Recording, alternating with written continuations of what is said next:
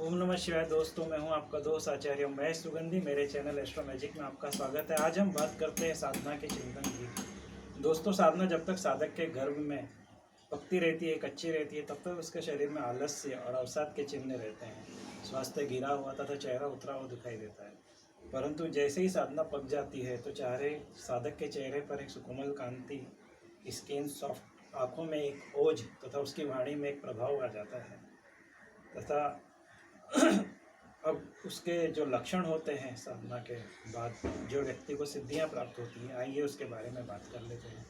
पहला जो लक्षण होता है, शरीर में हल्कापन और मन में हमेशा उत्साह बना रहता है। दूसरा, शरीर से, अपनी बॉडी से एक विशेष प्रकार की सुगंध की अनुभव होती रहती है, आने लगती है। यानी आपको फील होगी जैसे आपके चक्र खुले हुए हैं, तो आपको एक खुशबू आपके शरीर से निकलती हुई आपको महक वो सुनाई देगी, वो दिखाई देगी। You feel beautiful Saint.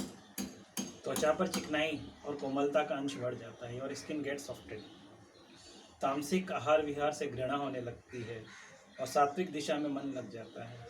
अर्थात मटन, मछली, मांस, तंबाकू, सिगरेट, धूम्रपान, ये जो तामसिक चीज़ें हैं, व्यक्ति का मन अकस्मात ही, अचानक ही उन सब से हट जाता है तथा सात्विक आहार, सात्विक विचार ही ग्रहण करने लगता है।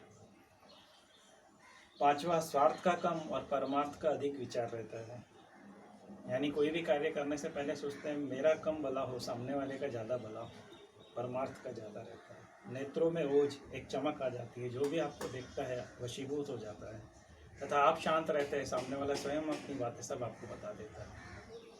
सातवां, किसी व्यक्ति या किसी कार्य के विषय में सोचने पर ही आपके मन में बहुत सी उसकी जो गहराई है, जो गूढ़ता है, उसके रहस्य है, अपने आप ही आपके मन में उजागर होने लगते हैं तथा जब आप परीक्षा करते हो तो वो सब चीज़ें राइट निकलती हैं। आठवां, दूसरों के मन के भाव जानने में देर नहीं लगती। सामने वाला आपके बारे में क्या विचार कर रहा है आपको एक सेकंड में पता चल जाता है तथा वो किस उद्देश्य से आपके लिए मिलने के लिए आया है, उसका उद्देश्य क्या है, आपको पता चल जाता है।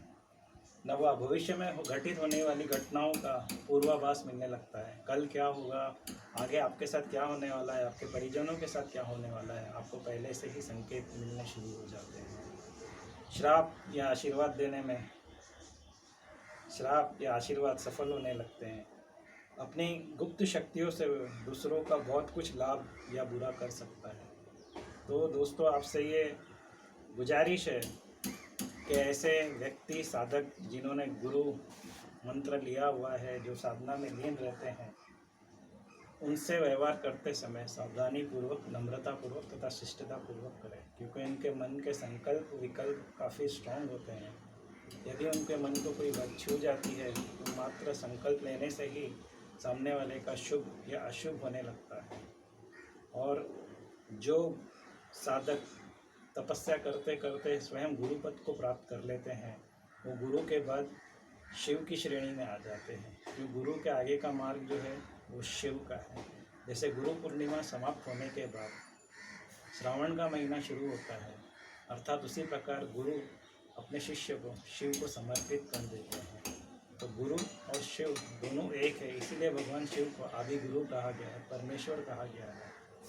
तो दोस्तों, आपसे यही रिक्वेस्ट है कि जो साधना करते हैं उनके साथ नम्रता पूर्वक रहें तथा उनका आशीर्वाद ग्रहण कीजिए, क्योंकि आपने उनके चरण स्पर्श करके आशीर्वाद दिए तो आपका तथा आपकी साथ पीढ़ी का उद्धार, कुल का उद्धार हो जाता है। तथा अंत में सदैव गुरु का स्मरण करें तथा शिवोहम शिवोहम ये मंत्र का उच्चारण करते रहें। सोहम के बाद शिवोहम ही हो जाता है। पहले ओम अर्थात ब्रह्मा विष्णु महेश, उसके बाद सोहम, हम स्वयं को जान लेते हैं, उसके बाद शिवोहम शिवोहम अर्थात उस ईश्वर और मुझ में कोई भेद नहीं रहा, और अंत में गुरु तत्व जो शिव तत्व है उसी में व्यक्ति है। अंत में आप सबके हृदय में बैठे हुए भगवान शिव आपके गुरु को मेरा कोटि कोटि